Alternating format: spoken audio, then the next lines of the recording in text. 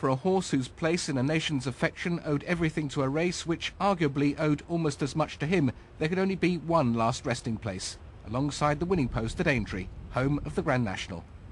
Redrum was buried there quietly, without ceremony, this afternoon. The end had come amid the tranquil surroundings of his retirement home early this morning. His trainer had taken the decision to put him to sleep after discovering him in distress in his box. He confessed to having tears in his eyes. He had a charisma all of his own. He really did. And he loved people and people loved him. And, you know, the old lad was magic.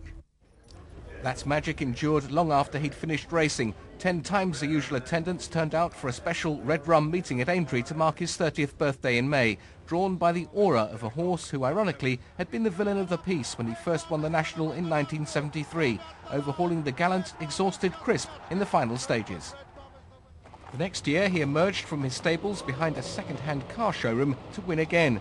Twice after he was second, before galloping to immortality in 1977.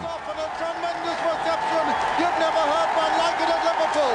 Redrum wins the National. Once he got to the race course, he was a sort of horse that his blood was boiling, he was on his toes, he knew what he was doing, he knew where he was at.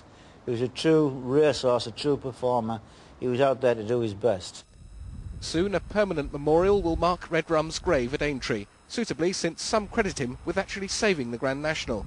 I suspect he was pretty important in ensuring the race continued, because in the dark days of the 70s, when everybody was concerned about whether the race would survive or not, he was there being wonderfully successful and wonderfully popular, and he kept the imagination of the race in everybody's minds. Nearly 2 decades have passed since Redrum last pounded the sands at Southport, but neither tide nor time will ever erase the hoofprints left behind by a legend.